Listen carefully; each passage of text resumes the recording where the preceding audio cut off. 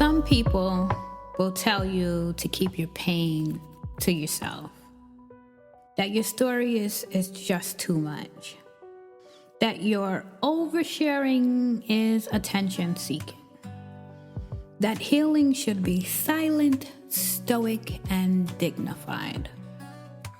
But here's what they don't tell you. Silence is not always healing. And for many of us, silence was the original wound. Today on The Quiet Exit, we're talking about the backlash against people sharing their trauma, whether it be publicly, privately, or openly. Because the truth is, telling people to suppress their healing, that's not wisdom. That's projection.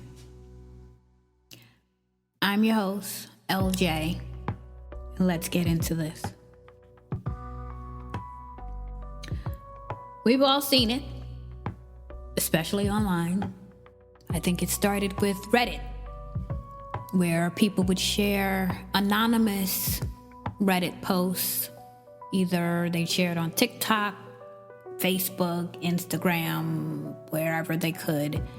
And I believe it's the Am I the Asshole thread. Then entered Risa Tisa with her 50-plus part mini-series on TikTok of her marriage to a man we have come to know as Legion during the pandemic or shutdown. So we've all seen it. There's been stories of date failures in the 50-50, who pays the tab and who got stood up and on a date. And we've heard the stories of who got quote unquote flued out and stranded, which is trafficking people. What else have we heard? We've heard, of course, marriage failures and cheaters getting caught publicly online. And we've heard the gamut. We've heard it all. If there isn't something that hasn't been heard in 2025, we have heard all of the things. Many of them disheartening. So when someone shares a story of abuse, abandonment, of betrayal, and the comment section fills with comments like, "This should have been kept private. You could have wrote that in your journal. You could have taken that to your grave. Why are people so quick to expose themselves these days? Y'all need therapy, not TikTok." You know, those comments. It sounds like concern, but it's often shame dressed in self-righteousness. And I'm gonna name it because that's what I do. So here it is. There's a culture bias towards survivors being silent, dignified, small, and invisible. And people call that classy. But really, it's just control. It's gatekeeping emotional truth. Because for some people, your courage to speak triggers every single thing they've been avoiding in themselves.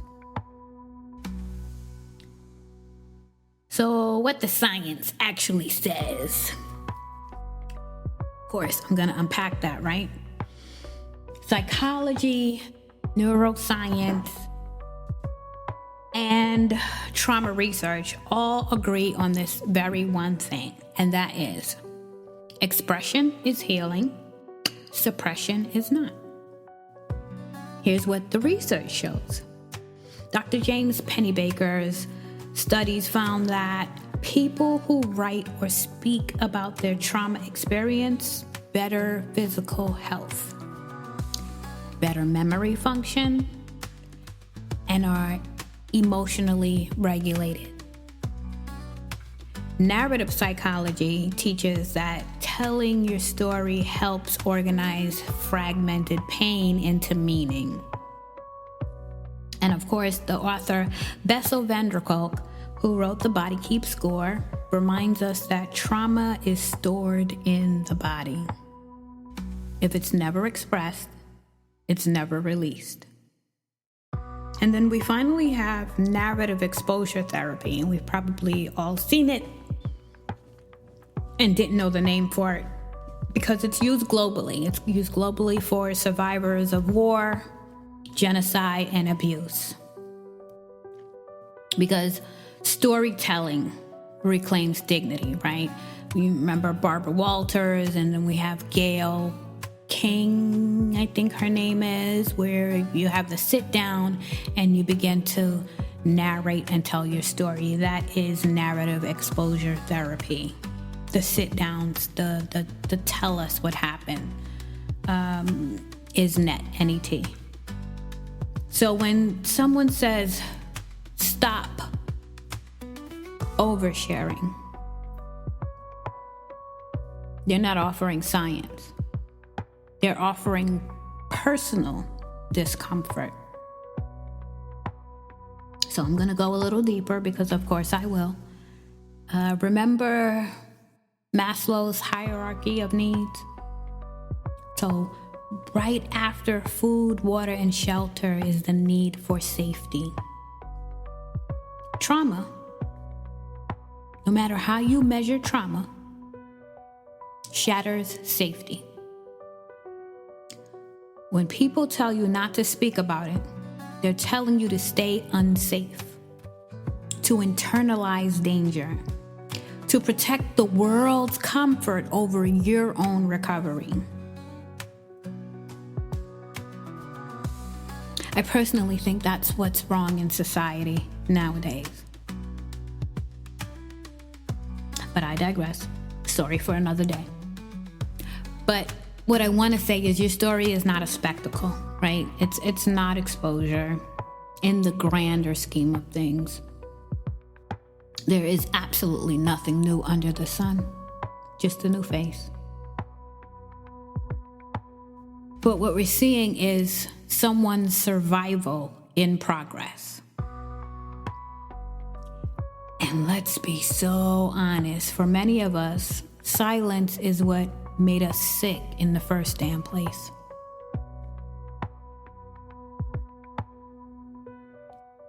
And there's another layer that I'm going to name, and that's race, gender, and class shape how sharing is received. When men speak about their trauma, they're often seen as brave. When women speak, they're called dramatic. When white survivors speak, they're centered. When black and brown survivors speak, they're told they're airing dirty laundry or talking about house business. And when poor or hard-working class people share, they're called ghetto, messy, and exposing yourself. But when a celebrity shares the same story in a memoir, it's called raw and courageous. You see how that works? Telling people not to share their truth isn't moral. It's political.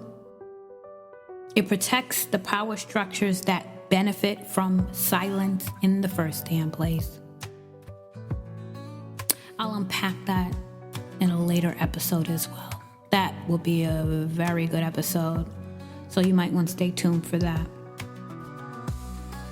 Here's my thoughts. Healing isn't always quiet. Sometimes it's loud. Sometimes it's messy. Sometimes it spills out before it's even been processed perfectly. And you want to know what? It's okay.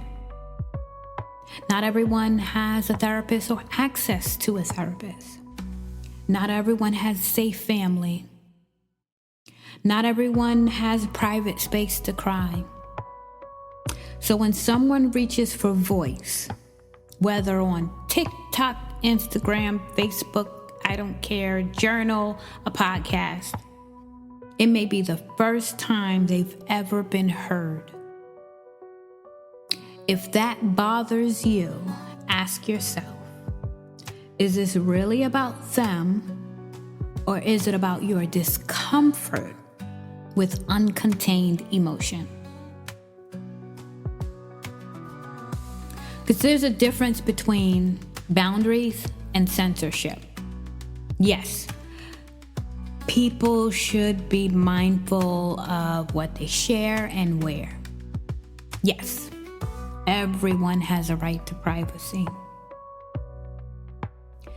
But no one should be shamed for processing their pain the best way they know how.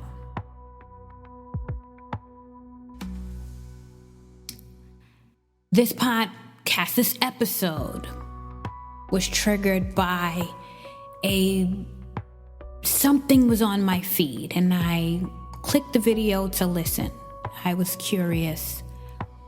And it was a young lady introduced the topic of the story times and the people publicly sharing their experiences. And there was a young lady on, I don't know if she was a therapist, I assume not, a psychiatrist, a psychologist, I don't know, or what's the new term we have these days, a life coach or some sort of coach, some sort of consulting coach. And she wanted silence. Yes, she wanted everyone to suppress their story times because for her, social media isn't the platform for it. That's not what it was designed for. I'm inclined to believe that she was not a therapist or a psychiatrist or psychologist, because if the story time isn't causing harm to anyone, and it isn't a story time expressing poor behavior, crimes, fraud, etc., I think everyone is entitled to share their story. That's just me. I just don't agree with that. And if there's... I don't agree with that. I'm not going to say what I was going to say. I don't agree with that. I don't agree with people being told that they're doing too much, they're embarrassing themselves, they should have stayed in the group chat, those type of comments. And if you are one of those ones who shared a story time or shared an experience with others, let me be the first to tell you, your pain deserves space. Your healing deserves voice. And your truth doesn't have to be palatable to be valid.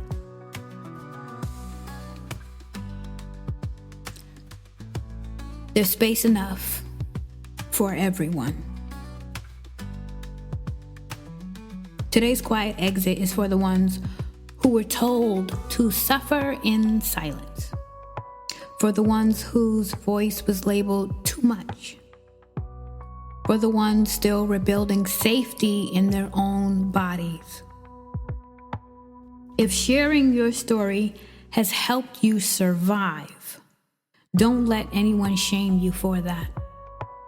Keep journaling, keep speaking, keep healing out loud if you so choose to. If that's what your nervous system needs. Because this world doesn't need more polished silence. Let them sit with that. You sat with worse. Until next time, take the quiet exit if you need to. You don't owe anyone the performance of staying.